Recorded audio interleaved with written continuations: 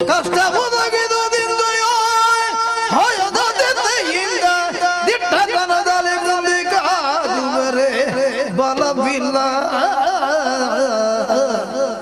ಬಿಟ್ಟು ಹಯವನು ಕಾಣಿಕೆಯಿದ್ದು ಪ್ರಾರ್ಥನ ಸತ್ಕರಿಸಿ ಸಾಮಗೈವೆ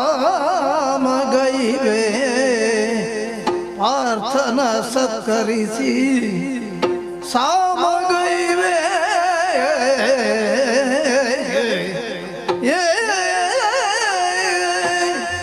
ಇನ್ನು ಸುಮ್ಮನೆ ಯುದ್ಧ ಮಾಡಿ ಪ್ರಯೋಜನ ಇಲ್ಲ. ಸುಮ್ಮನೆ ಗುಡ್ಡಕ್ಕೆ ಮಣ್ಣು ಹೊತ್ತ ಹಾಗೆ, ಸಮುದ್ರಕ್ಕೆ ನೀರು ಹಾಕಿದ ಹಾಗೆ ಪಾರ್ಥನ ಕೂಡ ಯುದ್ಧ ಮಾಡಿ ಗೆಲ್ಲಿಕ್ಕೆ ಸಾಧ್ಯ ಇಲ್ಲ. ಸಾಮದಿಂದ ಕಪ್ಪಗಾಣಿಕೆ ಒಪ್ಪಿಸುವುದೇ ಒಳ್ಳೇದು. ಸುಮ್ಮನೆ ಆಗಲಿಕ್ಕಿಲ್ಲ ನಮಗೆಲ್ಲ.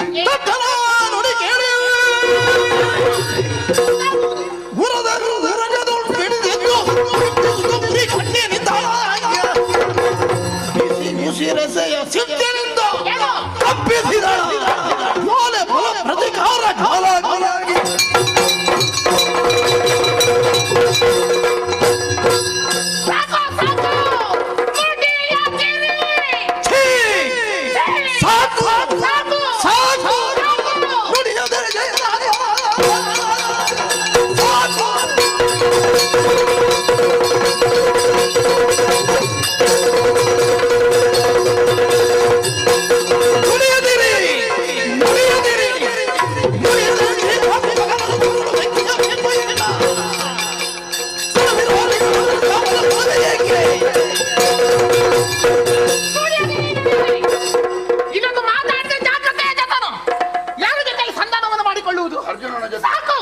ನಾನು ಹೋಗುವಾಗಲೇ ನಿಮ್ಮ ಮಾವನ ಭಾವನ ನೆಂಟನ ಸಂಬಂಧಿಕನವನು ಅಲ್ಲ, ನಮ್ಮ ಮಗನಾದಂತ ಪ್ರವೀರನನ್ನು ಕೊಂದು ಕಳೆದಿದ್ದಾನೆ. ಹೌದು, ನಮಗೆ ಪುತ್ರ ಶೋಕದ ಊರಿಯನ್ನು ಕೊಟ್ಟಿದ್ದಾನೆ.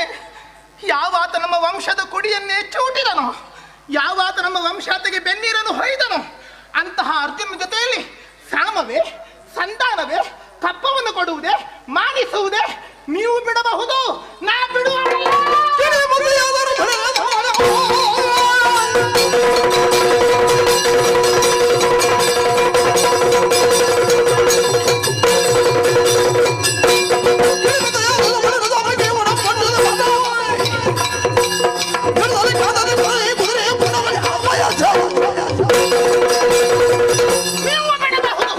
ಆದ್ರೆ ಯಾವ ಕಾಲಕ್ಕೂ ನಾನು ಬಿಡುವವಳಲ್ಲ.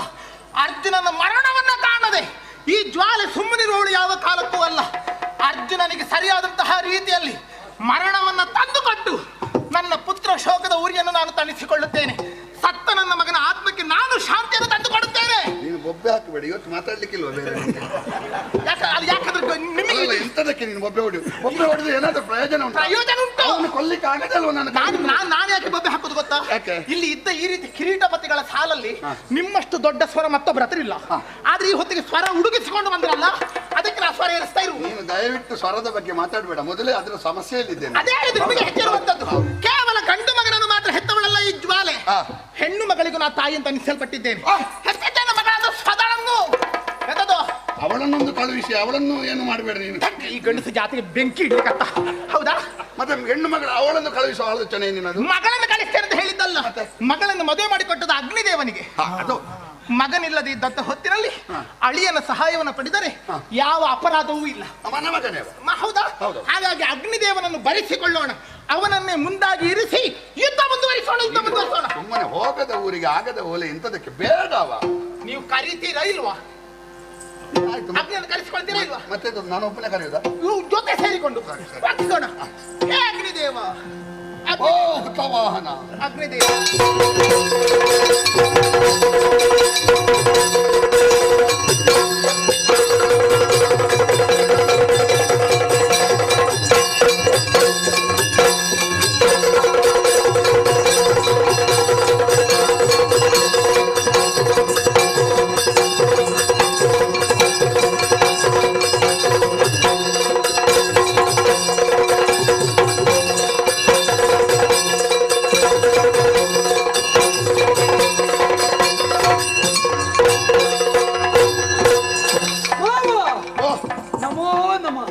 ಅಳಿಯನಾಗಿ ಆಶೀರ್ವಾದಿಸಿ. ಅತ್ತೆಯವರು ನಮೋ ನಮಃ. ಇರ್ಲಿ ಯಪ್ಪ ತೀರದು ಅಷ್ಟಾದ್ರೂ ಹೇಳಿರ್ಲಲ್ಲ ನಿನ್ನ ಪುಣ್ಯ. ಮಾವ ಓ. ನಿಮ್ಮದ್ದೊಂದು ಮುಖ, ಹಾ. ಅತ್ತೆಯದ್ದೊಂದು ಮುಖ, ಹಾ. ನಾನಾದರೂ ದ್ವಿಮುಖ, ಹಾ. ನನಗಿರುವುದು 7 ನಾಲಗೆ. ಹೌದೌದು. ಆದರೆ ಹಾ. ಈ ನಿಮ್ಮ 2 ನಾಲಗೆಯಲ್ಲಿ ನನ್ನನ್ನು ಸ್ತುತಿಸಿದಾಗ ತೇಜಾವತಿಯಿಂದಲೇ ಇಳಿದು ಬಂದಿದ್ದೇನೆ. ಹಾ. ಏನಾಯಿತು ನಿಮಗೆ? ಏನು ಸಮಸ್ಯೆ? ಹಾ. ಬರಿಸಿದ್ದು ಯಾಕೆ? ಪಿತ್ತರಿಸಬಹುದೇ? ಮಗನೇ ಅಳಿಯ, ಏನು ಅಂತ ಹೇಳಿ ವಿಧಿಯನ್ನು. ಆ, ವರ್ತಮಾನದಲ್ಲಿ ನಡೆದಂತಹ ಪ್ರಕರಣ, ಆ, ಪಾಂಡವರು ಪೂಜಿಸಿ ಬಿಟ್ಟಂತ ಅಶ್ವಮೇಧದ ತುರಗ ಆ, ನಮ್ಮ ಪುರದವರೆಗೆ ಬಂತು. ಓಹೋ, ನಮ್ಮ ಪ್ರವೀರ ಆ, ವನವಿಹಾರಕ್ಕೆ ಹೊರಟವ ಹ್ಮ್, ಕುದುರೆಯನ್ನು ಕಂಡ, ಆ, ಕೆಚ್ಚಿನಿಂದ ಕಟ್ಟಿ ಹಾಕಿದ. ಆ, ಬೇಡ ಅಂತ ಹೇಳಿದೆ ನಾನು, ಪರಿಣಾಮ ಅಲ್ಲ ನಡೀಲಿಲ್ಲ. ನಮ್ಮದು ನಡೆಯುವುದಿಲ್ಲ. ನಮ್ಮದು ನಡೆಯುವುದಿಲ್ಲ ಅಂದ್ರೆ ಅಲ್ಲ, ನಾವು ಹೇಳಿದ್ರು ನಡೆಯುವುದಿಲ್ಲ. ತೀರ್ಮಾನ ಬೇರೆ ಕಡೆಯಲ್ಲಿ ಅದು ಮುದ್ರೆ ಒತ್ತುವುದು. ಹಾಗಾಗಿ ಅವ ಯುದ್ಧಕ್ಕೆ ಮುಂದುವರಿದ. ಸಮಸ್ಯೆ ಅದೇ. ಏನು? ಮುದ್ರೆ ಒತ್ತುವುದಕ್ಕೆ ಒಬ್ಬರು, ನೋಡಿಕೊಳ್ಳುವುದಕ್ಕೆ ಇನ್ನೊಬ್ಬರು ಅಂತಾದ್ರೆ ಅದರಷ್ಟು ದೊಡ್ಡ ಅತಂತ್ರ ಸ್ಥಿತಿ ಈ ಪ್ರಪಂಚದಲ್ಲಿ ಯಾವುದೂ ಇಲ್ಲ. ಅಲ್ಲ, ಅದು ಹೌದು. ಇನ್ನೇನು ಸರಿ ಮಾಡ್ಲಿಕ್ಕೆ ಆಗುದಿಲ್ಲಲ್ಲ, ತುಂಬಾ ಸಮಯ ಆಯ್ತಲ್ಲ. ಅಷ್ಟೇ. ಹೌದು. ಕೆಲವು ಸಲ ಆಳುವವರ ಮುಂದೆ ಮುದ್ರೆ ಒತ್ತುವವರು ಹಿಂದೆ ಆದ್ರೆ ಆಗುವುದು ಇದೆ. ಇನ್ನು ಏನಾಯ್ತು? ಆ. ಏನು ಮಾಡುದು? ಆ. ಯುದ್ಧ ಆಯ್ತು. ಆ. ಯುದ್ಧ ಆದದ್ದು ಅರ್ಜುನನೊಂದಿಗೆ. ಆ, ಅರ್ಜುನನೊಂದಿಗಿನ ಯುದ್ಧದಲ್ಲಿ ಆ, ನನ್ನ ಮಗನಾದ ನಿನ್ನ ಭಾವನಾದಂತಹ ಪ್ರವೀರ ಅಳಿದು ಹೋಗಿದ್ದಾನೆ. ನಾನು ಯುದ್ಧ ಮಾಡಿ ಸೋತಿದ್ದೇನೆ. ಇನ್ನು ಏನು ಮಾಡುದು ಅಂತ ಗೊತ್ತಾಗುದಿಲ್ಲ ನನಗೆ.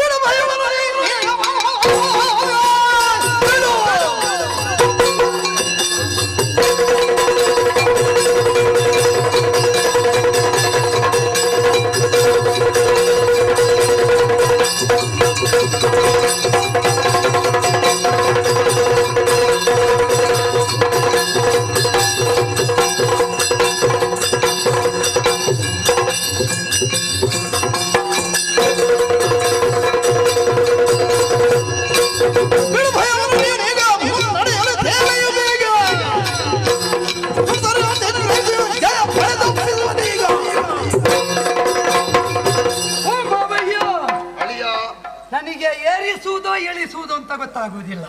ಅಳಿಯ ದೇವರು ಏರ್ತಾ ಇರುವುದಲ್ವ ಯಾವಾಗಲೂ. ಆದರೆ ಏರಬೇಕಾದ ಹೊತ್ತಿನಲ್ಲಿ ಏರಬೇಕಾಗುತ್ತದೆ, ಹೌದೌದು.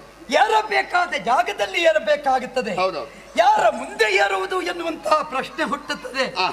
ಈಗ ನಿಮ್ಮಲ್ಲಿ ಹೋರಾಟಕ್ಕೆ ನಿಂತವ ಅರ್ಜುನ. ಪಾರ್ಥ. ಹೌದೌದು. ಎಷ್ಟು ಮಂದಿ ಇದ್ರು ನಮ್ಮಲ್ಲಿ, ಈಗ ನೋಡಿದ್ರೆ ಎಷ್ಟು ಮಂದಿ ಇದ್ದಾರೆ. ನೀನು ಬರುವಾಗ ಇಷ್ಟಾದ್ರೂ ಇದ್ದಾರಲ್ವ ಪುಣ್ಯ. ಅದು ನನ್ನ ಯೋಗ. ಹೌದು. ಯಾಕೆ ಬಲ್ಲಿರ? ಇಷ್ಟು ಮಂದಿ ಎಲ್ಲ ಪಾರ್ಥನ ಸೇನೆಯ ಆಘಾತಕ್ಕೆ ಆಹುತಿಯಾಗಿ ಹೋದರು. ಹೋಗಿದ್ದಾರೆ. ಇದೇ ನಮಗೆ ಪರಿಣಾಮ ಏನು ಎನ್ನುವುದನ್ನು ಪ್ರತೀಕ್ಷಿಸುವುದಕ್ಕೆ ಸಾಧ್ಯವಾಗುತ್ತದೆ. ಆ. ಪಾರ್ಥನೊಂದಿಗೆ ಯುದ್ಧ. ಹೌದು. ಪಾರ್ಥ ಪ್ರಧಾನವಲ್ಲ ಮಾವಯ್ಯ. ಮತ್ತೆ ಪಾರ್ಥನನ್ನಾಧರಿಸಿದ ಪ್ರಧಾನ ಮೂರ್ತಿ ಯಾರು ಎನ್ನುವುದು ಮುಖ್ಯ. ಹಾ, ಹಾ. ನೀಲಮೇಘ ಶ್ಯಾಮನಾದಂತಹ ಕೃಷ್ಣ, ಕೃಷ್ಣಾಭಿರಕ್ಷಿತರಾದವರು. ಶ್ರೀನಿವಾಸ, ಹಾ, ಹಾ. ಆ ಐಶ್ವರ್ಯರೇ ಅವರಲ್ಲಿ ವಾಸವಾಗಿದೆ. ಹೌದು. ಯಾವುದು ಐಶ್ವರ್ಯ? ಯಾವುದು? ಕೇವಲ ಧನ ಸಂಪತ್ತೇ ಐಶ್ವರ್ಯವಲ್ಲ. ಆಹಾ. ಒಬ್ಬ ಪ್ರಭುವಾದವನು ಹಾ. ಶ್ರೀಮಂತನಾದರೆ ಸಾಕಾಗುವುದಿಲ್ಲ, ಆಹಾ. ಧೀಮಂತನಾದರೆ ಸಾಕಾಗುವುದಿಲ್ಲ. ಹಾ. ಶ್ರೀಮಂತಿಕೆ ಧೀಮಂತಿಕೆಯ ಜೊತೆಯಲ್ಲಿ ಹಾ. ಪಾರಮಾರ್ಥಿಕತೆ ಎನ್ನುವುದು ಬೇಕಾಗುತ್ತದೆ. ಹೌದು. ಯಾವಾತನಲ್ಲಿ ಪಾರಮಾರ್ಥಿಕತೆ ಧಾರ್ಮಿಕತೆ ಒಪ್ಪಿಕೊಂಡಿರ್ತದೋ ಹಾ. ಅವನು ನಿಜವಾದ ರಾಷ್ಟ್ರ ನಾಯಕನಾಗಿ ಕಂಗೊಳಿಸುವುದಕ್ಕೆ ಸಾಧ್ಯವಾಗುತ್ತದೆ. ಹಾ. ಅಂತಹ ರಾಷ್ಟ್ರ ನಾಯಕತ್ವವನ್ನು ಒಪ್ಪಿಕೊಂಡು ಉತ್ತರದ ಎತ್ತರದ ಹಿಮಾಲಯದ ತುತ್ತ ತುದಿಯಿಂದ ದಕ್ಷಿಣಾವರ್ತದ ಕಟ್ಟ ಕಡೆಯ ಧನುಷ್ಕೋಟಿವರೆಗಿನ ಅಖಂಡ ಭರತಖಂಡದ ಪ್ರಭುಶಕ್ತಿಯಾಗಿ ಮೆರೆಯುವ ಧರ್ಮ ಸಾಮ್ರಾಜ್ಯದ ಪ್ರಭುಶಕ್ತಿ ಧರ್ಮರಾಯ ಸಾಧು ಮಾನಿತ ಯೋಗಿಗಳೆಲ್ಲ ಒಪ್ಪಿದ್ದಾರೆ, ತ್ಯಾಗಿಗಳೆಲ್ಲ ಒಪ್ಪಿದ್ದಾರೆ. ಅಂತಹ ಸಮರ್ಥನಾದ ಪ್ರಭುಶಕ್ತಿ, ಅಂತಹವನ ಅನುಜ ಇವತ್ತು ಬಂದವನಿದ್ದಾನೆ. ಜೊತೆಯಲ್ಲಿ ಕೃಷ್ಣಾನುಗ್ರಹ. ಕೆಲವರೆಲ್ಲ ಅಧಿಕಾರ ಇಟ್ಟುಕೊಂಡು ನಡೆಸುವುದಲ್ಲ, ಮತ್ತೆ? ಅವರು ಹಿಂದೆ ಇಟ್ಟುಕೊಂಡು ಇಂತಹವನೇ ಅಧಿಕಾರ ಮಾಡಬೇಕು ಅಂತ ಸೂಚಿಸುವುದು. ಆದ್ದರಿಂದ ತನ್ನ ಅಂಗೈಯ ನೆಲ್ಲಿಕಾಯಿಯಂತೆ ಪಾಂಡವರನ್ನಿರಿಸಿಕೊಂಡು ಈಗೆಲ್ಲ ಹಾಗೆ ಆ ಮೊದಲನೇದ್ದು ಮತ್ತೆ ಎರಡನೇದು ನಡೆಯುವುದಿಲ್ಲ, ತೃತೀಯ ರಂಗದ್ದೇ ನಡೆಯುವುದು. ಹೌದು. ಹೌದು. ಆದರೆ ಒಂದುಂಟು, ಆದರೆ ತೃತೀಯ ರಂಗ ಅಂತ ಯಾವುದನ್ನು ಭಾವಿಸ್ತೇವೋ ಆ ಕಾಲದಲ್ಲಿ ನಾವು ಎಚ್ಚರಿಕೆಯಿಂದಿರಬೇಕು. ನಮಗೆ ಯಾವ ರಂಗ ಆದೀತು ಅಂತ ಅನಂಗರಂಗ ಎನ್ನಿಸಿಕೊಂಡಂತಹ ಶ್ರೀಕೃಷ್ಣನ ಯೋಗ್ಯತೆಯನ್ನು ಅರ್ಥ ಮಾಡಿಕೋ. ಹಾಗಾಗಿ ಅವನು ಬಂದಿದ್ದಾನೆ ಅಂತಾದ್ರೆ ಅವನಲ್ಲಿ ವಿರೋಧಿಸುವುದರ ಬದಲಾಗಿ ಸಾಮದಿಂದೊಡಂಬಟ್ಟು ನಾವು ಅವನ ಜೊತೆಯಲ್ಲಿರುವುದು ಒಳ್ಳೆಯದಲ್ವ? ಇನ್ನ ಹಾಗೆ ಉತ್ತರದ ಎತ್ತರದಿಂದ ಧನುಷ್ಕೋಟಿಯವರೆಗೆ ಅಂತ ಅಷ್ಟು ಒಬ್ಬೆ ಹಾಕಿ ಹೇಳಬೇಕು ಅಂತ ಆಗ್ತದೆ. ನಮಗೆ ಸ್ವಾತಂತ್ರ್ಯ ಇಲ್ವೇ ಹೇಳಲಿಕ್ಕೆ? ಆ ವಿಷಯ ಇಲ್ಲಿ ಉಂಟು. ಅತ್ತೆಯವರೇ, ನೀವು ಪ್ರಾಜ್ಞರಿದ್ದೀರಿ. ಸುಮ್ಮನೆ ನೀವು ನಮ್ಮತ್ತು ನಡೀಬೇಕು ಅಂತ ಇನ್ನು ಪಪ್ಪೆ ಹಾಕಿದ್ರೆ ಪ್ರಯೋಜನ ಇಲ್ಲ. ಅತ್ತೆ, ನಮ್ಮದು ನಡೀತದ ಇಲ್ಲೋ ಪ್ರಶ್ನೆ ಅಲ್ಲ, ಅಲುಗಾಡಿಸ್ಲಿಕ್ಕೆ ಕೊಡ್ತದೆ ನಮಗೆ. ಅಷ್ಟು ಮಾಡದೆ ಬಿಡುವವರಲ್ಲ ಎಲ್ಲದ. ನಿನಗೆ ನೀ ಬರುವಾಗ ಜನ ಕಡಿಮೆ ಕಾಣ್ತದಲ್ಲ ನಿನಗೆ? ಹೌದು. ನಿನಗೆ ಹೋದವರ ಕುರಿತಾಗಿ ಲಕ್ಷ್ಯ ಉಂಟೆ ಬಿಟ್ರೆ ಇಲ್ಲಿದ್ದ ಪ್ರಾಮಾಣಿಕತೆಯ ಕುರಿತಾಗಿ ನಿನಗೊಂದಿಷ್ಟು ಯೋಚನೆ ಇಲ್ಲ. ಹಾಗಾದ್ರೆ ನಮ್ಮವರು ನನಗೋಸ್ಕರವಾಗಿ ಇದ್ದಾರಂತಾದ್ರೆ ಅದನ್ನು ಯೋಚನೆ ಮಾಡೋದಿಲ್ಲ ನೀನು. ಖಂಡಿತ ಇವರ ಬಗ್ಗೆ ಅಭಿಮಾನ ಉಂಟು. ಮತ್ತೆ ನಮ್ಮವರು ಇನ್ನೂ ಇದ್ದಾರೆ ಅಂತಾದ್ರೆ ಇವರನ್ನು ಕೊನೆವರೆಗೆ ಉಳಿಸಿಕೊಳ್ಳಬೇಕು. ಇವರಿಗಾಗಿ ಈ ನೆಲ, ಈ ಜಲ, ಈ ಸಂಸ್ಕಾರ, ಈ ಸಂಸ್ಕೃತಿಯನ್ನು ಉಳಿಸಬೇಕು ಅಂತಿದ್ರೆ ನಾವು ಎಚ್ಚರಿಕೆ ವಹಿಸಬೇಕು. ಮೇಲೆ ಇದ್ದವ ಎಂತವ ಅಂತ ನೋಡಬೇಕು. ಧರ್ಮರಾಯನ ಬಗ್ಗೆ ಅಪಾರ ಅಭಿಮಾನ ಬೇಕು. ಅವ ಇದ್ದರೆ ನಾವಿದ್ದೇವೆ, ಅವ ಇದ್ದರೆ ಸಂಸ್ಕಾರ ಉಂಟು, ಅವ ಇದ್ದರೆ ಸಂಸ್ಕೃತಿ ಉಂಟು. ನಮ್ಮ ಸಂಸ್ಕಾರ ನಮ್ಮ ಸಂಸ್ಕೃತಿಯನ್ನು ಯಾವಾತನು ಆಧರಿಸ್ತಾನೋ ಅವನನ್ನು ಒಪ್ಪಿಕೊಳ್ಳುವ ಒಡ್ಡಲು ತಲೆಯಮ್ಮ. ನೀನು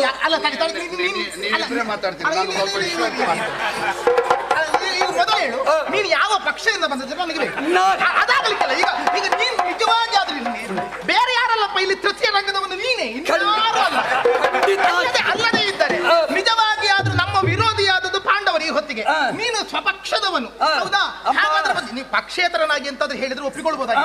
ನಮ್ಮಲ್ಲೇ ನಿಂತುಕೊಂಡು ನಮ್ಮದನ್ನು ಪಡೆದುಕೊಂಡು ಈಗ ನೀವು ಅವರನ್ನು ಹೊಗಳಿದ್ದಾದ್ರೆ ಉರಿಯುವ ಬೆಂಕಿಯಲ್ಲ, ಆಯಿತು. ನಿನ್ನ ಒಂದು ವಾಕ್ಯಕ್ಕೆ ಉತ್ತರ ಕೊಟ್ಟು ಮುಂದೆ ಸಾಗುತ್ತೇನೆ.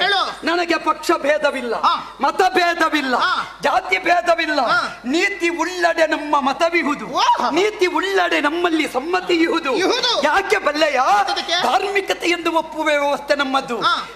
ಅತ್ತೆಯಾದರೇನು, ಮಾವನಾದರೇನು, ನೀವು ಮಗಳನ್ನು ನನಗೆ ಇತ್ತವರು. ನನ್ನ ಕರುಳು ಕೊಟ್ಟದ್ದು ಸರಳು ಕೊಟ್ಟದಲ್ಲ ನಿನಗೆ. ಸ್ವಾಹಾದೇವಿಯ ಪತಿಯಾಗಿ ಸ್ವತಂತ್ರತೆಯನ್ನು ಬಲ್ಲವ ನಾನು. ಆದ್ದರಿಂದ ನೀ ಕರುಳು ಕೊಟ್ಟವಳು. ಯಾವ ಕಾಲಕ್ಕೂ ನಿನ್ನ ಒಡಲು ಕಬ್ಬಿಣದ ಸರಳಾಗಬಾರ್ದಮ್ಮ. ಮಾತೇಳ ನಾನು ಸುಮ್ಮನೆ ನಿಂತುಕೊಂಡು ಪಕ್ಷದೊಳಗೆ ಕೆಲಸ ಮಾಡುವವರನ್ನಾದ್ರೂ ನಂಬುವುದು. ಬರೀ ಬಾಯಲ್ಲಿ ಮಾತಾಡ್ತಾರಲ್ಲ, ಅವರಷ್ಟು ಅಪಾಯಕಾರಿಗಳು ಮತ್ತೊಬ್ಬರಿಲ್ಲ. ಯಾಕೆ ಗೊತ್ತಾ? ಇವನಂತ ಅಪಾಯಕಾರಿ ಮತ್ತೊಬ್ಬ ಇಲ್ಲ. ನಿಜವಾಗಿ ಆದ್ರೂ ನನ್ನ ಮಗಳನ್ನು ಮದುವೆ ಆಗುವಂತ ಕಾಲದಲ್ಲಿ ಎಷ್ಟು ನಾಟಕ ಮಾಡಿದ್ಯೋ ನೀನು. ನಮ್ಮಲ್ಲಿ ಎತ್ತೆಯ ನಡೀತಾ ಇತ್ತು. ನನ್ನ ಮಗಳು ಹತ್ತಿರ ಕುತ್ಕೊಂಡು ಬೇಕಾದ ಹಾಗೆ ಹಾಕತಾ ಇರುವಾಗ ಏನು ಬೆಂಕಿ ದಗ ದಗ ದಗ ದಗ ದಗ ಉರಿಯುತ್ತದೆ. ನನ್ನ ಮಗಳು ಆ ಕಡೆ ಎದ್ದು ಹೋದ್ಲ, ಬರೀ ಹೊಗೆ ಬಿಟ್ರೆ ಮತ್ತೆಂತದೂ ಇಲ್ಲ. ಮತ್ತೆ ಮಗಳು ಹತ್ತಿರ ಬಂದು ಕೂತ್ಲು, ಪುನಃ ಬೆಂಕಿ ಉರಿಯಿತು. ಆಚೆ ಹೋಯ್ತಾ ಇಲ್ಲಿ ಋತುವಿಜರಿಗೆ ಕಂಡು ಬಿಡ್ಲಿಕ್ಕೆ ಆಗುದಿಲ್ಲ ಹೊಗೆ. ಏನಪ್ಪ ಹೀಗಾಗುತ್ತದೆ? ನಿಮಿತ್ತ ಹಾಕಿ ನೋಡಿತು. ಆಗ ಜ್ಯೋತಿಷ್ಕರು ಹೇಳಿದ್ರು, ಅಗ್ನಿ ನಿಮ್ಮ ಮಗಳ ಮೇಲೆ ಕಣ್ಣಿಟ್ಟಿದ್ದಾನೆ, ಮದುವೆ ಮಾಡಿಸಿಕೊಡಿ ಎನ್ನುವ ಹಾಗೆ. ಹೋಮಕುಂಡದಲ್ಲಿ ಉರಿಯುತ್ತಿರುವಂತ ದೇವರಾಗಿ ಕೂತ್ಕೊಳ್ಳುವ ಸಭೆಯಲ್ಲಿದ್ದ ಹೆಣ್ಣು ಮಕ್ಕಳಿಗೆ ಕಂಡು ಹಾಕುವಂತಹ ಪಾಪಿಗಳು ನೀವೆಲ್ಲ. ಇಲ್ಲಿ ಬಂದುಕೊಂಡೆಲ್ಲ ಬೇಕಾದ ದೊಡ್ಡ ದೊಡ್ಡ ಭಾಷಣ ಮಾಡುತ್ತೀರಿ. ಹಿಂದ್ಗಡೆ ನಿಮಗಿರುತ್ತೆ ಹೆಣ್ಣು ಮಕ್ಕಳ ಚಪಲ. ಈಗ ಅಂತದ್ದೇ ಅಗ್ನಿ ಹೌದು ಅಂತಿದ್ರೆ, ಕೇವಲ ಹೆಣ್ಣು ಮಕ್ಕಳ ಮುಖ ನೋಡುವ ಅಗ್ನಿ ಹೌದು ಅಂತಿದ್ರೆ ನಿನಗೆ ಆವತ್ತು ಅಲ್ಲ ನಿಮ್ಮನ್ನು ಪ್ರಶ್ನಿಸುವುದಲ್ಲ ತಾಯಿಯ ಸ್ಥಾನ. ನಿಮಗೆ ತಲೆ ಇತ್ತಲ್ಲಮ್ಮ, ಗೊತ್ತಿತ್ತು. ನನಗೆ ಯಾಕೆ ಕೊಟ್ಟಿರಿ ನಿಮ್ಮ ಮಗಳನ್ನು? ನಿಮ್ಮ ಮಗಳ ಮನಸ್ಸಿನಲ್ಲಿತ್ತು ನಾನೇ ಆಗಬೇಕು ಅಂತ. ಒಂದು ಮಾತು ಕೇಳು, ನೀ ಹೊತ್ತಿಗೆ ಬಂದ ಅವನನ್ನು ಎಷ್ಟು ಬೇಕಾದ್ರೂ ಹೋಗಳು. ಅತ್ತೆ ನಾನು ಎಚ್ಚರ ಉಂಟಲ್ಲ? ಖಂಡಿತ ಉಂಟು ಅಮ್ಮ. ನನಗೆ ಇನ್ನೂ ಅತ್ತೆ ಉಳಿಬೇಕು, ಅತ್ತೆಯನ್ನು ಕಾಣಬೇಕು ಅಂತ ಉಂಟು. ಅವಳು ಮಾತಾಡೋದನ್ನು ಕೇಳು. ನಿನಗೆ ಇದು ಹೊಸತು, ನನಗೆ ಅಭ್ಯಾಸ ಆಗಿದೆ. ನೀನು ಅದಕ್ಕೆ ಆಗ ಆಗ ಮಾತಾಡುದು. ನಿನಗೆ ಇವತ್ತು ದೇವಲೋಕದ ಸಭೆಗೆ ಹೋಗ್ಲಿಕ್ಕಿಲ್ವಾ? ಅಲ್ಲೇ ಕಳೆಯುವುದ ನೀನು? ಮಾವ ನನಗೆ ಅದೇ ವಿಚಿತ್ರ. ಒಬ್ಬಳು ಹೆಂಡತಿಯಲ್ಲ, 3 ಹೆಂಡತಿ ಇದ್ದು ನಾ ಸುಧಾರಿಸ್ತೇನೆ. ನೀವು ಈ ಒಂದು ಹೆಂಡತಿಯನ್ನು ಹೇಗೆ ಸುಧಾರಿಸ್ತೀರೋ?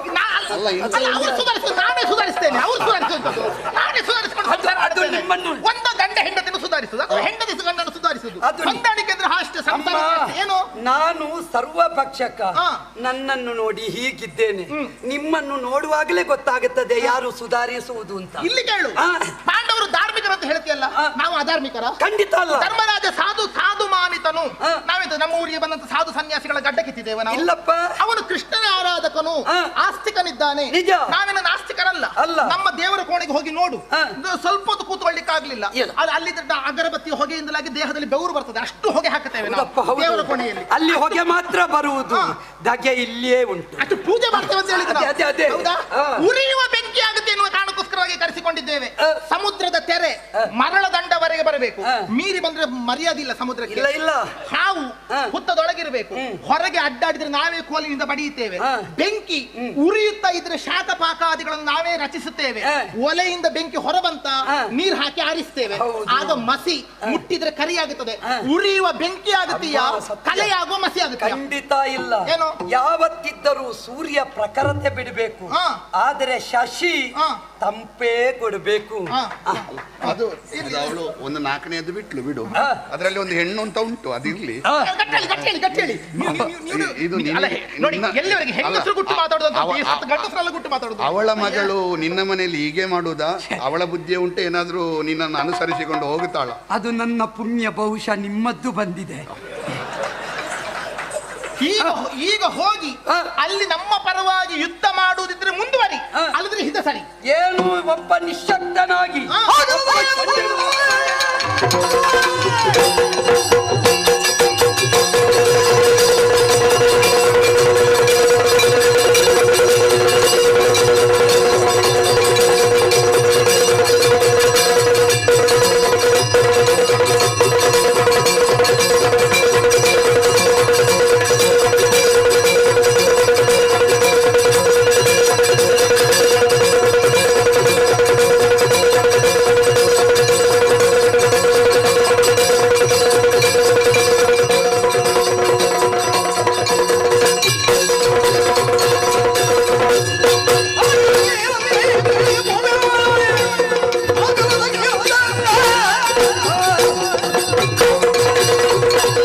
ಅದ್ದೆಯವರೇ, ಒಬ್ಬ ಶಕ್ತನಾಗಿ ಸಾಮರ್ಥ್ಯವಿಹೀನನಾಗಿ ಬಂದಿದ್ದಾನೆ ಅಂತ ಯೋಚನೆ ಮಾಡಬೇಡಿ.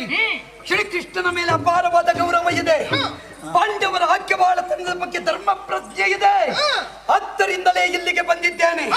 ನಿಮಗೆ ಇಷ್ಟು ಹಠ ಉಂಟು ಅಂತಾದ್ರೆ ನಿಮ್ಮ ಮಗಳನ್ನು ಕೊಂಡು ಹೋದ ನನಗೆ ಎಷ್ಟು ಹಠ ಬೇಡ. ಒಂದು ನೆನಪಿಟ್ಟುಕೋ, ನಾ ಮಾವನ ಮನೆಗೆ ಬಂದಂತ ಅಳಿಯ ಆ, ಮಾವನ ವಿರೋಧ ಕಟ್ಟಿಕೊಂಡ್ರು ತೊಂದರೆ ಇಲ್ಲ. ಆ. ಅತ್ತೆಯ ಮನಸ್ಸಿಗೆ ನೋವು ಮಾಡಿದ್ರ ಅವನಿಗೆ ಕುಡಿಲಿಕ್ಕೆ ನೀರು ಸಿಗ್ಲಿಕ್ಕಿಲ್ಲ. ಅತ್ತೆಯವರೇ, ಮಾವನ ವಿರೋಧ ಕಟ್ಟಿಕೊಂಡೊಂದು ಎಲ್ಲಡಿಕೆ ಸಿಕ್ಕುದಿಲ್ಲ, ಅಷ್ಟೇ, ಅದಕ್ಕಿಂತ ಹೆಚ್ಚಿಂತದ್ದು ಇಲ್ಲ. ನಾ ಒಲಿದರೆ ಆ. ಮಂದಾಗ್ನಿ, ನಾ ಮುನಿದರೆ ಜ್ವಾಲಾಗ್ನಿ, ಪ್ರಳಯಾಗ್ನಿ. ಜ್ವಾಲಾಗ್ನಿ ಆಗು, ಮತ್ತೆ ಪ್ರಳಯ ಆಗ್ನಿ. ಮತ್ತೆ ಅತ್ತೆ. ಹೌದು, ಅತ್ತೆಯ ವಿಷಯ ಹೇಳಿ. ಮತ್ತೆ ಪ್ರಳಯಾಗ್ನಿಗಿಂತ ವಿಷಯದಲ್ಲಿ ಕಡಿಮೆ ಇದ್ರು ಇಲ್ಲಿದ್ದು ಕಡಿಮೆ ಇಲ್ಲ. ಅರ್ಥ ಆಗುತ್ತೆ. ಮಾತ್ರವಲ್ಲ, ನಾ ಒಲಿದು ಸಿದ್ಧಿಸಲ್ಪಟ್ಟೆ ಅಂತಾದ್ರೆ ಯಜ್ಞಾಗ್ನಿ, ಮುನಿದು ಮುಕ್ಕರಿಸಿದೆ ಅಂತಾದ್ರೆ ದಾವಾಗ್ನಿ. ಈ ವೇಳೆಯಲ್ಲಿ ಅಗ್ನಿಯ ವಿಧ ವಿಧದ ಮುಖವನ್ನು ಪ್ರಸ್ತುತಪಡಿಸುವುದಕ್ಕೆ ಇದೊಂದು ವೇದಿಕೆ. ನನಗೆ ಸಂಶಯ ಉಂಟು, ಬರ್ತೇನ ಅಂತ. ಇವತ್ತು ನನಗೆ ಅವಕಾಶ ಸಿಕ್ಕಿದೆ. ಸಿಕ್ಕಿದ ಅವಕಾಶದಲ್ಲಿ ಪಾಂಡವರಿಗೆ ಯಾರಿದ್ದಾರೆ ಅವರ ಜೊತೆಯಲ್ಲಿ? ನಾರಾಯಣ, ಯಾರೇ ಬರ್ಲಿ, ಪಾಂಡವರ ನಾರಾಯಣ, ಹಾ. ಅಗ್ನಿ ನಾರಾಯಣನ ದರ್ಶನವನ್ನು ಅವರಿಗೆ ಕಾಣಿಸ್ತೇನೆ. ಸರಿ. ಇದು ಹಾ. ಗಂಡೆದೆಯ ಗಂಡು, ಗೊತ್ತಾಯ್ತಲ್ಲ? ಈ ನನಗೆ ಅದು ಹೆದರಿಕೆ ಆಗುತ್ತೆ. ಈ ಗೆದ್ದೆ ನನಗೆ ಹೆಣ್ಣಿದೆ ಇಲ್ಲ, ನನಗಿರೋದು ಗಂಡೆ, ಅದು ಅದಕ್ಕುಂಟು. ಹೌದಮ್ಮ, ಪ್ರಾಮಾಣಿಕವಾಗಿ ಹೌದು. ಹಾ. ಈ ಎದೆ ಗುಂಡಿ, ಹಾ. ಇದು ಕಲ್ಲು ಗುಂಡಿ. ಇಲ್ಲ. ನಮ್ಮದು ಇಲ್ಲ, ಅದು ಎದೆ ಸ್ವಲ್ಪ ಆ ಅಲ್ಲ, ಕಡೆ ಈ ಕಡೆ ಆಗಿದೆ. ಅಲ್ಲ, ಬರೀ ಕಲ್ಲು ಗುಂಡಿ ಅಲ್ಲ. ಹಿಂದಿನವರು ಮೊದಲೊಬ್ಬರು ಹೇಳಿದ್ದಾರೆ, ಗುರುಗಳು ಹೇಳಿದ್ದಾರೆ, ಇದು ಸಂಪಾಜೆ ಅಂತ ಹೇಳಿದ್ದಾರೆ. ಆಗಲಿ, ಸಂಪಾಜೆ ಅಂತ ಹೇಳ್ಕೊಂಡು ಹೇಳಿದ್ದಾರೆ. ಅಂತದ್ದು ಇದು ಗೊತ್ತಾಯ್ತಾ? ಅದು ಮಾವನಿಗೆ ಗೊತ್ತು, ನನಗೆ ಗೊತ್ತಿಲ್ಲ. ಮತ್ತೆ ಮುಂದುವರಿಸಿದ್ರೆ ನಿನಗೆ ಮಗಳದ್ದು ಗೊತ್ತುಂಟಲ್ಲ? ಖಂಡಿತ. ನೋಡು, ನನ್ನ ಧೈರ್ಯದಲ್ಲಿ ಒಂದು ಮಾತಾಡಬೇಡ, ನನಗೆ ಮಾತಾಡಲಿಕ್ಕೆ ಧೈರ್ಯ ಇಲ್ಲ. ಅದ ನೋಡಿ, ನಮ್ಮನೆ ಗಂಡು ಸುರೋಳಿ ಅದು ಹೌದಾ? ಬಂದ ಹುಡುಗರೇ ನಾನು ಮುಂದೆ ಹೋಗುತ್ತೆ ಅನ್ನೋದು ಎದೆ ಮಾವ. ಇದು ನಮ್ಮನೆ ಗಂಡು ನನಗೆ ನಾನು ನಾನಿಲ್ಲ. ನನ್ನ ಮಾವ ಮಾತಾಡುವವರಲ್ಲೆಲ್ಲ ತುಂಬಾ ಮಾತಾಡ್ತಾರೆ. ನಾನು ಊರಿನವರಲ್ಲಿ- ಅದರಲ್ಲಿ ಹೆಂಡತಿಯಲ್ಲಿ ಮಾತಾಡುವಾಗ ಕಡಿಮೆಯಾ? ಊರಿನವರಲ್ಲಿ ಎಲ್ಲಾ ಕಡೆಯಲ್ಲಿ ಮಾತಾಡ್ತೇನೆ. ಹಾ. ಊರಿನವರ ಮುಂದೆ ಸಿಂಹವೇ. ಇಲ್ಲಿ ಸಮಸ್ಯೆ ಏನು ಅಂತ ಕೇಳಿದ್ರೆ ನನ್ನ ಮೇಲೆ ದುರ್ಗೆ ಉಂಟು ಅಷ್ಟೇ. ಅಷ್ಟೇ, ಯೋಚನೆ ಮಾಡಬೇಡಿ. ಹೌದು. ಅದು ಹಾಗೆ ಒಲಿದರೆ ನಾರಿ, ಮುನಿದರೆ ಮಾರಿ. ಎಲ್ಲಿಗೆ ಎಲ್ಲಿಗಾದರೂ ಮಾರುದಲ್ವಾ? ಅದು ಮಾರಿ ಬರುವುದೇ ಇಲ್ಲ. ಅಲ್ಲ, ಅಷ್ಟು ಬಡತನವ ನಿಮಗೆ? ಅಷ್ಟು ಬಡತನವ? ಅದು ತಾಯಿ ಮನೆ. ಪದವ ನಾಮ ಪದವ. ತಾಯಿ ಮನೆಯಲ್ಲಿ ಹೆಣ್ಣನ್ನು ಕೊಡುವಾಗ ಹೇಳುವುದೇ ಹಾಗೆ, ಮುನಿದರೆ ಮಾರಿ ಅಂತ, ಅಂದ್ರೆ ಮಾರುವುದು ಅಂತಲೇ. ಪಡಕೊಳ್ಳುವವ ಜಾರಬಾರ್ದು ಅಷ್ಟೇ. ಹೋಗಿ ಬರುವಾಗ ಆದ್ದರಿಂದ ಸ್ವಾಗತಕ್ಕೆ ನಾ ಸಿದ್ಧಳಿರ್ತೇನೆ. ನಾವು ಹೋಗುತ್ತೇನೆ. ನೀನು ಹೋಗು, ನೀನು ಮುಂದೆ ಹೋಗು. ಏ ದೇವರೇ, ನೀವೊಂದು ಹಾಗ ಹುಡುಗ ಮುಂದೆ ಹೋಗೋದಲ್ಲ, ನೀವು ಹೋಗಬೇಕು ಜೊತೆಯಲ್ಲಿ. ಮೂಲ ಬಲ ಸಹಿತ ನೀವು ಹೋಗಬೇಕು. ನನಗೆ ನಿನ್ನೊಟ್ಟಿಗಿದ್ದ ಮೇಲೆ ಮುಂದೆ ಹೋಗಿ ಅಭ್ಯಾಸವೇ ಇಲ್ಲಲ್ಲ. ಇಲ್ಲ, ಯೋಚನೆ ಮಾಡಬೇಡಿ. ನೀ ಅವರನ್ನು ಹಿಂದೆ ಬಿಟ್ಟುಕೊಂಡು ಹೋಗಬೇಡ. ಹಾ. ಮತ್ತೆ ನಿನ್ನನ್ನು ಮುಂದೆ ಕಳಿಸಿ ಅಲ್ಲಿಂದ ಹಿಂದೆ ಬಂದ್ರು ಬಲ. ಹಾಗಾಗಿ ಅವರನ್ನು ಮುಂದೆ ಇಟ್ಟುಕೊಂಡು ನೀವು ಹೋಗಬೇಕು. ನಮಗೆ ಯಾವ ಬಲವೂ ಅಗತ್ಯ ಇಲ್ಲ. ಅಲ್ಲ, ಆದ್ರೆ ಅವರಿಗೆ ಮಾವಯ್ಯನನ್ನು ಒಟ್ಟಿಗೆ ಇರಿಸಿಕೊಂಡು ಸೇನಾ ಮುಖಂಡತ್ವವನ್ನು ನಾವು ವಹಿಸ್ತೇನೆ. ಆಯ್ತು. ಬರುವಾಗ ಸ್ವಾಗತಕ್ಕೆ ನಾ ಸಿದ್ಧಳಿರ್ತೇನೆ. ಹೋಗುವಾಗ ಯಾವ ಅಗ್ನಿ, ಹಾ. ಯಾವ ಅಗ್ನಿ, ಜ್ವಾಲಾಗ್ನಿ. ಬರುವಾಗ ಹಾ, ಅಗ್ನಿಯ ಜ್ವಾಲೆ. ಹೌದಲ್ಲ? ಹೋಗಿ ಬರ್ತೇನೆ.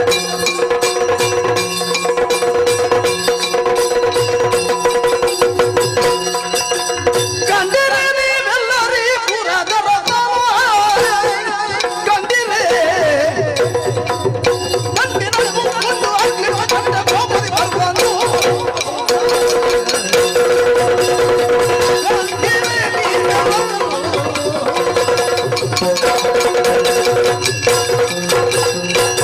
ಅಬ್ಬಬ್ಬ, ಎಂತಹ ವಿಸ್ಮಯಾವಹವಾದಂತಹ ಪರಿಣಾಮವನ್ನು ಕಾಣ್ತಾ ಇದ್ದೇವೆ. ನೋಡಿದರೆ ಪ್ರಳಯಾಗ್ನಿಯ ನಮ್ಮ ಸೇನಾ ವಾಹಿನಿಯನ್ನು ಆಪೋಷಣ ತೆಗೆದುಕೊಳ್ಳುವಂತಹ ಉದ್ದೇಶದಿಂದಲೇ ಮುಂದುವರಿದು ಬರುತ್ತಿರುವಂತೆ ಕಾಣ್ತಾ ಇದೆ. ಓಹೋ, ಈಗ ಅರ್ಥ ಆಯಿತು ನಮಗೆ. ಸಾಮಾನ್ಯವಾದಂತಹ ಅಗ್ನಿ ಅಲ್ಲ ಇದು. ನಮ್ಮ ಸೇನೆಯ ಮೇಲೆ ಆಕ್ರೋಶವನ್ನು ಹೊಂದಿ ಸಂಪೂರ್ಣ ನಾಶಗೊಳಿಸುವಂತಹ ನಿರ್ಣಯದಿಂದ ಬಂದ ವೈಶ್ವಾನರ ನೀಲಧ್ವಜನಿಗೆ ಮಗಳ ಗಂಡನೇ ಇದ್ದಾನೆ. ಏನು ಮಾಡೋಣ? ಹೋರಾಟದಿಂದ ಗೆಲುವನ್ನು ಹೊಂದುವುದು ಸಾಧ್ಯವೇ? ಹೋರಾಟ ಪಾಂಡವರ ಮರ್ಮ ಅಲ್ಲ, ಧರ್ಮ ಅಲ್ಲ. ಅನಿವಾರ್ಯವಾದರೆ ಮಾತ್ರ ಹೋರಾಟ. ಒಬ್ಬ ಸಾಮಾನ್ಯ ನೃಪನಾದಂತಹ ನೀಲಧ್ವಜನಲ್ಲೇ ಯುದ್ಧ ಬೇಡ ಹೇಳಿದ ಪಾರ್ಥ ವೈಶ್ವಾನರನಲ್ಲಿ ವಿರೋಧವನ್ನು ಸಾಧಿಸುವುದಕ್ಕುಂಟೆ. ಯಾವನು ಬೆಂಕಿ? ನಮ್ಮ ಹೊಟ್ಟೆಯಲ್ಲಿ ಹಸಿವಿನ ರೂಪದಿಂದ ಪ್ರಾರಂಭ ಆಗ್ತದೆ ಬೆಂಕಿ. ಸ್ವಾಮಿ ನಮಗೆ ಅಪ್ಪಣೆ ಕೊಡಿಸಿದ್ದ ಕುರುಕ್ಷೇತ್ರ ರಣಧಾರುಣಿಯಲ್ಲಿ ನಾನೇ ವೈಶ್ವಾನರ ರೂಪದಿಂದ ಪ್ರತಿಯೊಬ್ಬನ ಹೊಟ್ಟೆಯೊಳಗೂ ಇದ್ದು ಕೊಟ್ಟಂತ ಆಹಾರವನ್ನೆಲ್ಲ ಜೀರ್ಣ ಮಾಡಿ ಅವರ ದೇಹ ಪೋಷಣೆಗೆ ಕಾರಣವಾಗುತ್ತೇನೆ. ಹಾಗಿದ್ರೇನು? ನಾವು ನಂಬಿದಂತಹ ಭಗವಂತನದ್ದೇ ಮತ್ತೊಂದು ರೂಪಾಂತರ. ಅವನಲ್ಲಿ ವಿರೋಧವೇ ಸಲ್ಲದು. ಎಷ್ಟಕ್ಕೂ ವಿರೋಧವೇ ಅನಿವಾರ್ಯವಾದ ಕ್ಷಣದಲ್ಲಿ ಯಾವ ದೈವ ಶಕ್ತಿಯನ್ನಾದರೂ ವಿರೋಧಿಸಿ ನಿಲ್ಲಬೇಕಾಗುತ್ತದೆ. ಆದರೆ ಅದಕ್ಕಿಂತ ಮೊದಲು ಮಾಡಬೇಕಾದಂತಹ ಕರ್ಮದಲ್ಲಿ ಹಿಂದೆ ಉಳಿಯಕೂಡದು. ಸಂಪ್ರಾರ್ಥನೆಯೇ ದಾರಿ.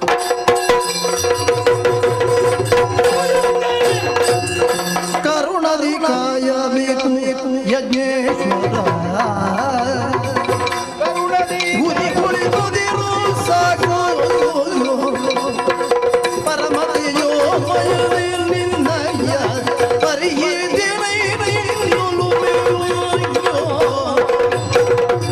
ತುರಗಮಿಧದ ಸೇವೆಯಲ್ಲದೆ ಭರಿತ ಕೋವಿದೆ ಕರುಣದಿ ಕಾಯಬೇಕು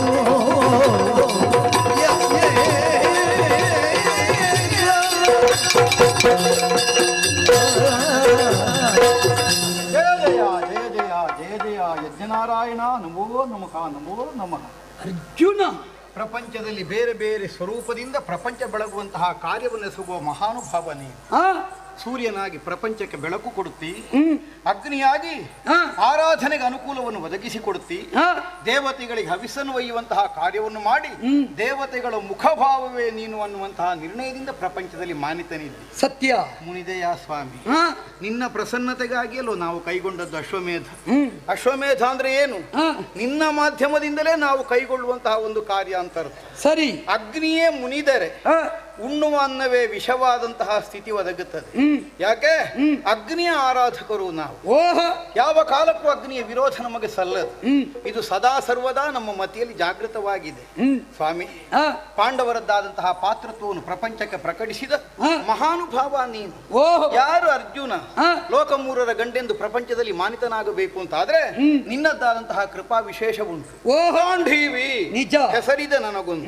ಹೇಗೆ ಬಂತು ಗಾಂಧೀವಿ ಎನ್ನುವ ಹೆಸರು? ವರುಣನಿಂದ ಅಗ್ನಿಗೆ, ಅಗ್ನಿಯಿಂದ ನಿನಗೆ. ನೀನು ಕೊಟ್ಟದ್ದರಿಂದ ಬಂತು. ಶ್ವೇತವಾಹನ ಯಾರು ಕೊಟ್ಟದ್ದು ನನಗೆ ರಥ? ನಾನೇ ಅಲ್ವಾ? ಒಂದು ಉದ್ದೇಶಕ್ಕಾಗಿ ನಿನ್ನನ್ನು ವಿನಿಯೋಗ ಮಾಡಿಕೊಂಡೆ. ನಿಜ. ಕಾಂಡವ ಪ್ರಸ್ಥವನ್ನು ಸುಡಬೇಕಾದಂತಹ ಅವಶ್ಯಕತೆ ನಿನಗೆ ಬಂತು. ನಿನಗೊದಗಿದಂತಹ ಒಂದು ಅನಾರೋಗ್ಯವನ್ನು ಹೋಗಲಾಡಿಸುವುದಕ್ಕಾಗಿ ನಿನಗದನ್ನು ಸುಡುವಲ್ಲಿ ನನ್ನ ಸಹಾಯ ಬೇಕು ಅನ್ನುವಂತೆ ನೀನು ಕಾಣಿಸಿಕೊಂಡೆ. ಸತ್ಯ. ನನ್ನ ಸಹಾಯ ಇಲ್ಲದಿದ್ದರೆ ನಿನಗೆ ಸುಡುವುದಕ್ಕಾಗುವುದಿಲ್ಲ ಅಂತ ಅರ್ಥ ಅಂತ ನಾನು ಆಡಿದ್ದಲ್ಲ. ಪಾಂಡವರನ್ನು ಅನುಗ್ರಹಿಸುವುದಕ್ಕೆ ನಿನಗೊಂದು ನೆವನ ಬೇಕಾದದ್ದು. ಲೋಕ ಮೂರರ ಗಂಡಾಗಿ ಪ್ರಪಂಚದಲ್ಲಿ ಸ್ಥಾಪಿತನಾಗಬೇಕಾದಂತಹ ಪಾರ್ಥನಿಗೆ ಸುಮ್ಮನೆ ಕೊಂಡೋಗಿ ಕೊಡುವುದಕ್ಕಾಗುವುದಿಲ್ಲ. ಕೊಡುವುದಕ್ಕೊಂದು ನಿಮಿತ್ತ ಬೇಕು. ಹಾಗಿದ್ರೆ ನಿಮಿತ್ತ ಏನು? ಕಾಂಡವನವನ್ನು ದಹಿಸುವುದಕ್ಕೆ ಅನುಕೂಲವನ್ನು ಕಲ್ಪಿಸಿಕೊಡುವಂತೆ ನೀನು ನನ್ನಲ್ಲಿ ಬಂದು ಕೇಳಿ ಆ ಮೂಲಕವಾಗಿ ನನಗೆ ಕೊಡಬೇಕಾದದ್ದು ನನಗೆ ಕೊಟ್ಟು ಪ್ರಪಂಚದಲ್ಲಿ ಏಕಮೇವ ದ್ವಿತೀಯನಾದ ವೀರನಾಗಿ ಪ್ರಪಂಚದಲ್ಲಿ ಸ್ಥಾಪಿತನಾಗುವ ಹಾಗೆ ನನ್ನನ್ನು ಅನುಗ್ರಹಿಸಿದಂತಹ ನೀನೆ ಇಂದಿನ ದಿನ ಮುನಿದು ನಿತ್ತೆ ಅಂತ ಆದ್ರೆ ಹೇಗೆ ಸ್ವಾಮಿ ಇದು ಸಾಧ್ಯ ಆಗುತ್ತದೆ? ಬಾದರಾಯಣರ ಸೂಚನೆಯಂತೆ ಋಷಿ ಮಹರ್ಷಿಗಳ ನಿರ್ದೇಶನವನ್ನು ಕೈಗೊಂಡು ಕೃಷ್ಣ ಸಮ್ಮತಿಯನ್ನು ಸ್ವೀಕರಿಸಿ ಧರ್ಮಜ್ಞನಾದಂತಹ ಧರ್ಮಜ ಕೈಗೊಂಡಂತಹ ಹಯಕ್ರತು ಸಾಂಗಾಗಬೇಕು ಅಂತಾದ್ರೂ ನೀನು ಪ್ರಸನ್ನನಾಗಬೇಡವೇ ಅರ್ಜುನ? ಒಲಿದೆ ನಾನಿನಗೆ ನೀ ಬಳಲದೆ ಹೊಲಗುಣನೆ.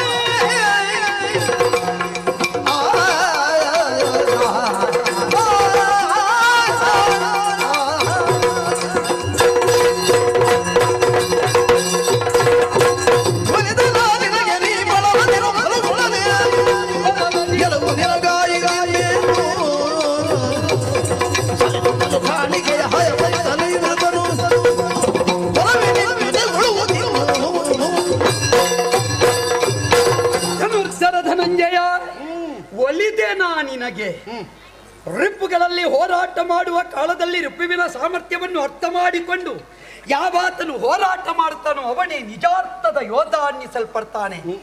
ಧನುರ್ವೇದದ ಸಾರಸರ್ವತ್ವವನ್ನು ಅಧ್ಯಯನ ಮಾಡಿದಂತಹ ಗಾಂಧೀವಿ ನೀನು. ಒಂದು ಕಾಲದಲ್ಲಿ ನಿನ್ನ ಋಣವೂ ನನಗುಂಟು.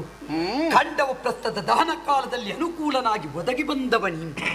ಈ ಕಾಲಕ್ಕಾಗುವಾಗ ನೀವು ಮಾಡುತ್ತಾ ಇರುವ ಈ ಕ್ರತು ಧರ್ಮಕ್ರತು ಎನ್ನುವುದನ್ನು ನಾ ಬಲ್ಲೆ. ಆದ್ರೆ ನಮಗೆ ಅನಿವಾರ್ಯ ನೋಡು. ಏನು ದೇವ್ರೆ? ಕೆಲವು ಸಲ ಮದುವೆ ಆದ ಮೇಲೆ ಅತ್ತೆ ಮನೆಯನ್ನು ನೋಡಬೇಕಾಗುತ್ತದೆ, ಅತ್ತೆ ಮನವನ್ನು ನೋಡಬೇಕಾಗುತ್ತದೆ. ಈ ಎರಡನ್ನೂ ನೋಡಿದುದರ ಪರಿಣಾಮವಾಗಿ ಅವರಿಗೂ ಒಂದಷ್ಟು ತೃಪ್ತಿಯಾಗಲಿ ಎನ್ನುವ ಕಾರಣದಿಂದ ನಿಮ್ಮ ಬಿಡಾರವನ್ನೇ ಸುಡುತ್ತಾ ಬಂದೆ. ಈ ನಿಟ್ಟಿನಲ್ಲಿ ನಿನ್ನ ಪ್ರಾರ್ಥನೆಗೆ ಒಲಿದು ಬಂದಿದ್ದೇನೆ. ನೀನು ನನ್ನಲ್ಲಿ ಭಗವತ್ ತತ್ವವನ್ನು ಕಂಡೆ, ಆದರೆ ನನ್ನ ಅತ್ತೆಗೆ ಇನ್ನೂ ಗೋಚರವಾಗಲಿಲ್ಲ. ನನ್ನ ಮಾವನಿಗೆ ಗೋಚರವಾಗಿದೆ, ಉಪಾಯ ಇಲ್ಲ. ಅದೇ ಅವರು ಕೆಸರಿನಲ್ಲಿ ಹೂತ ಕಂಬದಾಗ ಮ್ಯಾಚಿಗೆ ಒಮ್ಮೆ ಈಚೆಗೆ ಆಗ್ತಾ ಇದ್ದಾರೆ. ಸತ್ಯ. ಆದರೇನು ಮಾಡೋಣ? ಕೆಸರಲ್ಲಿ ಹೂತವರನ್ನಾದರೂ ಆಧರಿಸಬೇಕಾದ ಹೊಣೆ ನಮಗುಂಟಲ್ಲ. ನೀ ಅಗ್ನಿ ನಾರಾಯಣ ಅಂತ ನನ್ನನ್ನು ಸಂಸಾರ ಬಿಡ್ಲಿಕ್ಕೆ ಉಪಾಯ ಇಲ್ಲ, ಸಂಘರ್ಷ ಮುಂದುವರಿಸಲಿಕ್ಕೆ ಸಾಧ್ಯ ಇಲ್ಲ. ಹೀಗಾಗಿ ಹೋಗಿದೆ. ನಾನು ಇನ್ನು ಅಳಿಯನಾಗಿ ವ್ಯವಹರಿಸುವುದಲ್ಲ. ಈಗ ನೀನನ್ನಂತೆ ಕೆಸರಲ್ಲಿದ್ದ ಕಂಬವನ್ನು ಸರಿಯಾದ ಒಂದು ಜಾಗದಲ್ಲಿ ನೆಡಬೇಕು ಅಂತ ಯೋಚನೆ ಮಾಡಿದ್ದೇನೆ. ಹಾಗಾಗಿ ನಿನ್ನಲ್ಲಿ ವೈರ ಸಲ್ಲದು. ಅಯ್ಯೋ, ದೇವರು ಬಂದದ್ದು ಅನುಕೂಲವೇ ಆಯಿತು. ಧರ್ಮಾತ್ಮರ ಮುಂದೆ ಎಷ್ಟೇ ಮಂದಿ ಇದ್ದರೂ ಹೋರಾಟ ನಡೆಯುವುದಿಲ್ಲ ಎನ್ನುವುದಕ್ಕೆ ಸಾಕ್ಷಿ 101 ಮಂದಿ ಕೌರವರು, 11 ಅಕ್ಷೋಹಿಣಿ ಸೇನೆ ಜಯ ಪ್ರಾಪ್ತಿಯಾಯಿತೆ. 5 ಮಂದಿ ಪಾಂಡವರು, 7 ಅಕ್ಷೋಹಿಣಿ ಸೇನೆ ಜಯವಾದದ್ದು ಧರ್ಮಕ್ಕೆ ಅಲ್ವೇ? ಆದ್ದರಿಂದ ಸತ್ಯಾತ್ಮರಿಗೆ ಧರ್ಮಾತ್ಮರಿಗೆ ಪ್ರಪಂಚದಲ್ಲಿ ಸೋಲಿಲ್ಲ ಅರ್ಜುನ. ಹಾಗಾದ ಕಾರಣ ಇನ್ನಾದರೂ ನಿನ್ನಂತವರ ಜೊತೆಗೂಡಿಕೊಂಡು ಬದುಕು ಕಟ್ಟಿಕೊಳ್ಳುವುದಕ್ಕೆ ಬೇಕಾಗಿ ಮಾವನನ್ನು ನಿನ್ನನ್ನು ಸಂಧಿಸಬೇಕು ಅಂತ ಯೋಚನೆ ಮಾಡಿದ್ದೇನೆ. ಓ ಮಾವಯ್ಯ,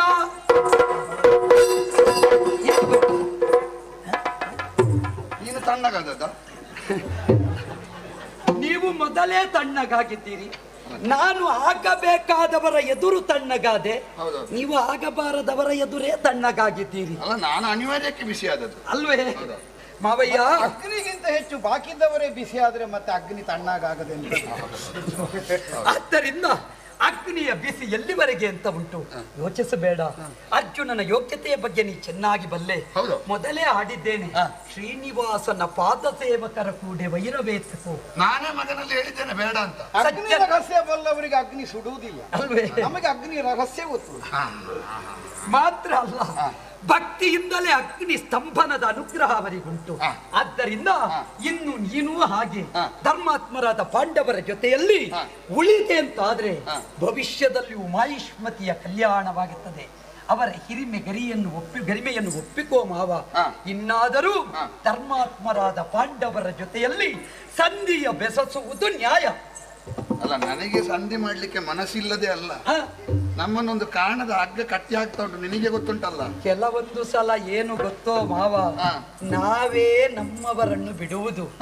ನಮ್ಮ ಮನೆಯವರು ನಮ್ಮ ಅಂಕೆಯಲ್ಲಿ ಆರಂಭದಿಂದಲೇ ಇಲ್ಲದೆ ಹೋದರೆ ಅವರ ಅಂಕೆಯೊಳಗೆ ನಾವು ಸಿಕ್ಕಿದ್ರೆ ಕೊನೆಗೆ ಅಂಕವೇ ಆಗುವುದು ಬಿಟ್ರೆ ಅದು ನಿರಾತಂಕವಾಗಿ ಬಗೆಹರಿಯುವುದಿಲ್ಲ. ಕೆಲವೊಂದು ಸಲ ಮಡದಿ ನಮ್ಮನ್ನು ಅತಿಕ್ರಮಿಸಿದಳು ಅಂತಾದ್ರೆ ಅವಳನ್ನು ಅತಿಕ್ರಮಿಸಬಹುದಾದ ಧ್ಯೇಯ ಧೋರಣೆಯನ್ನು ನಾವು ತಳೆಯಬೇಕು. ಈ ಸಲ ನೀವು ಗಟ್ಟಿ ನಿಲ್ಲಬೇಕು. ಅಲ್ಲ, ನನಗೆ ಅಗ್ನಿದೇವರಿಗೆ ಸ್ವಲ್ಪ ಹಠ ಇದ್ದಾಗ ನಾನು ಮದುವೆ ಆಗುವ ಮೊದಲು ಗಂಡು ಆಗಿದ್ದೆ, ಈಗ ಗಂಡ ಆಗಿದ್ದೀನಿ. ಹೌದು, ಆ ಕೊಂಬು ಹೋಗಿದೆ ನನ್ನ. ಹೌದಲ್ಲ? ಮದುವೆ ಆಗುವ ಮೊದಲು ಎಲ್ಲಾ ಗಂಡುಗಳಿಗೆ ಒಂದು ಕೊಂಬು ಇರ್ತದೆ. ಗಂಡು ಮತ್ತೆ ಕೊಂಬು ಹೋಗ್ತದೆ. ಈಗ ನನ್ನ ಸ್ಥಿತಿಯು ಹಾಗೆ ಆದದ್ದು. ಹೌದು, ಇನ್ನು ನೀವು ಹಾಗಲ್ಲ, ಇನ್ನು ಗಂಡಾಗಬೇಕು. ಗಂಡು ಆಗಿ ಗಂಡನಾಗಬೇಕು. ನೀವು ಯಾಕೆ ಹೆಂಡತಿಗೆ ಹೆದರುವುದು? ಯಾವ ತರಲ್ಲಿ ನೀವು ಅವರಿಗಿಂತ ಕಡಿಮೆ? ಯಾವುದ್ರಲ್ಲಿ ಅಂದ್ರೆ ಒಂದು ಶಾರೀರಿಕವಾಗಿ. ನೀನು ಹೇಳುವುದನ್ನ ಅಂತ ಗೊತ್ತುಂಟು ನನಗೆ. ಹೆಂಡತಿಗೆ ಹೆದರಿದ್ದಲ್ಲ, ಸಮಾಜಕ್ಕೆ ಹೆದರುವುದವು. ಈಗ ಮನೆಯ ಜಗಳವನ್ನು ಊರಿಗೆ ತೋರಿಸಲಿಕ್ಕೆ ಆಗುತ್ತದ? ಯಾರಾದ್ರೂ ಎರಡು ಕೈ ಸೇರಿದ್ರೆ ಅಲ್ವಾ ಚಪ್ಪಾಳೆ ಆಗುವುದು. ನಿಜ. ಒಂದು ಕೈ ಮುಂದೆ ಬರ್ತದೆ, ಮತ್ತೊಂದು ಕೈ ಹಿಂದೆ. ಆದರೆ ಒಂದುಂಟು ಅರ್ಜುನ, ನಾವು ಸಮಾಧಾನ ಮಾಡಿದ್ರೆ ಅವಳು ಮಾತಾಡುದನ್ನು ಕೇಳಬಹುದು. ಇಬ್ಬರು ಮಾತಾಡಿದ್ರೆ ಊರಿನವರು ಕೇಳಲಿಕ್ಕೆ ಆರಂಭ ಮಾಡಿದ್ರೆ ಸಮಸ್ಯೆ ಅದಲ್ಲ. ಮನೆಯೊಳಗೆ ಗಂಡಸಿನ ಸ್ವರಸೆ ಕೇಳದೆ ಹೆಂಗಸಿನದ್ದೇ ಸ್ವರ ಕೇಳ್ತದೆ ಅಂತ ಆದ್ರೆ ಕೆಲವು ಸಲ ಗಂಡಸರು ಸ್ವರ ತೆಗೆಯಬೇಕಾಗುತ್ತದೆ. ಇನ್ನು ನೋಡುವ ಪ್ರಯತ್ನ ಮಾಡು ಅರ್ಜುನ. ನಾನು ಕಪ್ಪ ಕಾಣಿಕೆಗಳನ್ನು ಕೊಟ್ಟು ನಿನ್ನೊಂದಿಗೆ ಬರುವವನಿದ್ದೇನೆ. ಅಯ್ಯೋ, ಕಪ್ಪ ಕಾಣಿಕೆ ಕೊಡ್ತೇನೆ ಅಂತ ಹೇಳುದು ಬೇಡ, ಅದು ವಿಧಿಯೇ ಅಲ್ವ? ವಿಧಿಯ ಕುತುರಕ್ಕೆ ಕಟ್ಟಿದ ಮೇಲೆ. ಇದು ಇವತ್ತು ಸಂಜೆ ಆಯ್ತು, ನಾಳೆ ಹೊರಡಬೇಕಷ್ಟೇ. ಇವತ್ತಿನ ಆತಿಥ್ಯ ಸ್ವೀಕರಿಸಬೇಕು. ಅಯ್ಯೋ, ನಾವು ಮತ್ತೆ ನಿಷ್ಠೂರದಿಂದ ಹೊರಡುದು ಅಲ್ಲಲ್ಲ ಇಲ್ಲಿ. ಇಲ್ಲ. ಇಲ್ಲಿಗೆಲ್ಲ ಬಂದ ಮೇಲೆ ಮತ್ತೆ ಸಿಗುವ ಆತಿಥ್ಯ ಎಲ್ಲ ತೆಕ್ಕೊಳ್ಳದೆ ಹೋಗ್ಲಿಕ್ಕೆ ಇದು ಮಾವಯ್ಯ. ಇನ್ನು ಮಾತ್ರ ನಾವು ಇಲ್ಲಿಂದಲೇ ನಿರ್ಗಮಿಸುವುದು. ಇನ್ನು ಅತ್ತೆ ನನ್ನನ್ನು ಕಂಡ್ರೆ ಮತ್ತೆ ಅತ್ತೆ ಅಳಿಯನ ಜಗಳ ಆರಂಭ ಆದ್ರೆ ಪ್ರಸಂಗ ಮುಗಿಲಿಕ್ಕಿಲ್ಲ. ನೀನು ಬೇಸರ ಮಾಡಬೇಡ, ನಿನ್ನನ್ನು ಇನ್ನೂ ಕರೀತಾರೆ, ಅನಿವಾರ್ಯಕ್ಕೆ ಬಂದಿದ್ದೆ. ನೀಲಧ್ವಜ ಮಹಾರಾಯ, ಅರ್ಜುನ ನಮ್ಮನ್ನು ಒಂದಿಗೆ ಇದ್ದುಕೊಂಡು ನೀನು ನಿರ್ದೇಶನ ಮಾಡ್ತಾ ನಮಗಿರಬೇಕು. ಆಯ್ತು. ಹಿರಿಯನಿದ್ದಿ, ಲೋಕಾನುಭವವನ್ನು ಹೊಂದಿದವನಿದ್ದಿ, ಅಶ್ವಮೇಧದ ತುರಗ ಮುಂದೆ ಕ್ರಮಿಸುವುದಕ್ಕುಂಟು. ಆ ಸಂದರ್ಭದಲ್ಲಿ ನಿನ್ನ ಹೃತ್ಪೂರ್ವಕವಾದಂತಹ ಸಹಾಯ ಸಹಕಾರಗಳು ಬೇಕು. ನಾಳಿನ ದಿವಸ ಬರ್ತೇನೆ. ಸರಿ.